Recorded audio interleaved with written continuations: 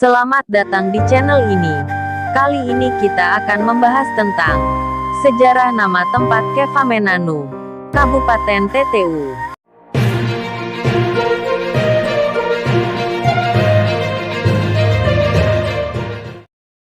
Kota Kefamenanu adalah sebuah kota kecil di lembah Bikomi, yang didirikan oleh Belanda pada tanggal 22 September tahun 1922.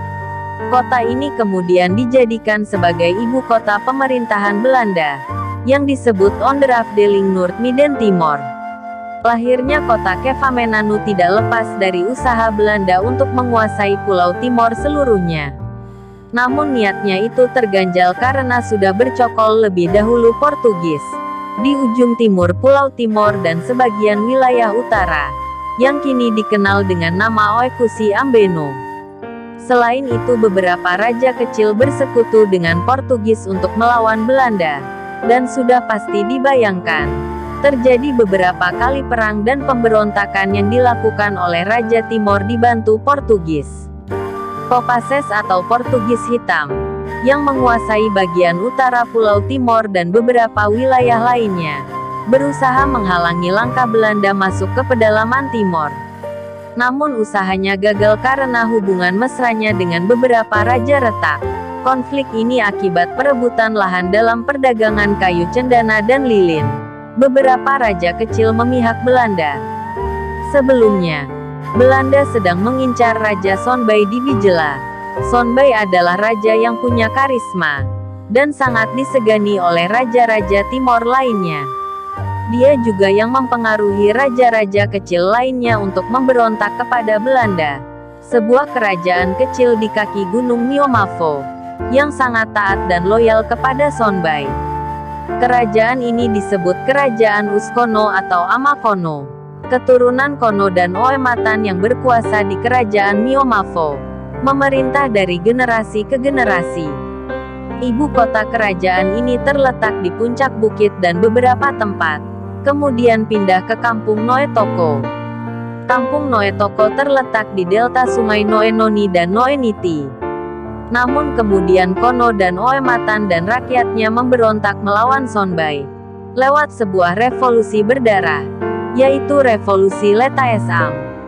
Revolusi tersebut bersumber dari kekejaman Raja Sonbai di Oenam, yang sering meminta persembahan gadis-gadis belia yang cantik, dan menjadikan nyawa manusia yaitu rakyatnya sebagai korban persembahan kepada dewa, dalam pesta persembahan hasil panen atau Tama Maus, Mausufa.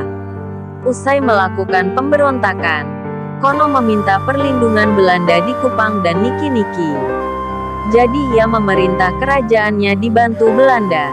Bahkan ia membantu Belanda menangkap Sonbai. Kendati beberapa keturunan Sonbai dan Parameo atau panglima perang ditangkap dan dibunuh, kekuasaan Sonbai tidak juga berakhir. Salah satu keturunan Sonbai melarikan diri ke Molo, Kapan, TTS, dan mendirikan sebuah kerajaan di sana. Belanda tidak tinggal diam. Ia terus mengejar Sonbai dan keturunannya ke Molo hingga masuk ke wilayah Miomavo. Pengejaran itu dipimpin oleh Letnan Chons. Karena jatuh kasihan, Raja Kono melindungi keturunan Sonbai ini, yang dikenal dengan julukan Sobe Sonbai Ana.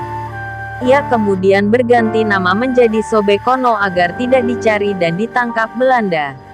Ia pun hidup aman dan terlindung di Noetoko.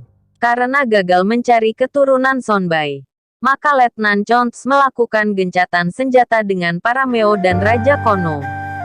Selanjutnya, atas izin Raja Kono, Letnan Chons mendirikan markas militernya di Noetoko pada tahun 1909. Kemudian Belanda menjadikan Noetoko sebagai pusat pemerintahan militer Belanda yang disebut Onderafdeling Noord-Midden Timor.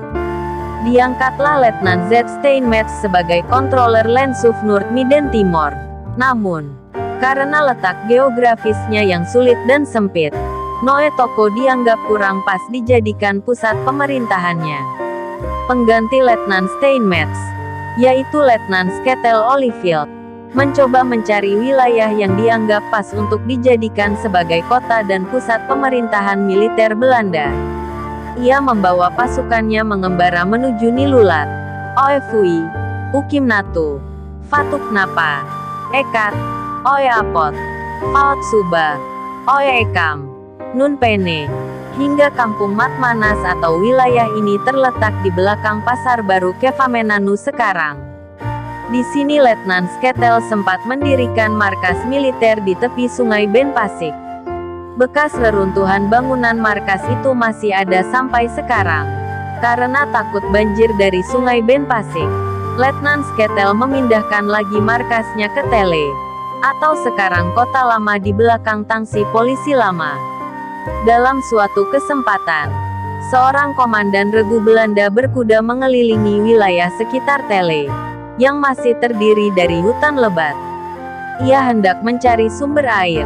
Kemudian ia berjumpa dengan seorang warga, atau rakyat dari Usif Bana yang sedang menggembalakan sapi, dan tinggal di sekitar celukan anak sungai tersebut yang disebut Nuntaen, dan bertanya dalam bahasa Melayu, di mana ada sumber air. Dan warga yang ditanya tersebut, dengan setengah mengerti menunjuk ke sebuah arah sambil menyebut, Kefamenanu. Sang komandan regu Belanda itu berjalan menuju arah yang ditunjuk, yaitu sebuah tebing jurang yang terjal, tepatnya di halaman belakang rumah almarhum Lawrence Ogom, di Gua Aplasi. Ia sangat terkejut ketika menjumpai sebuah pemandangan yang sangat indah, yaitu sebuah kolam air dari sebuah pusaran air dari tebing yang curam.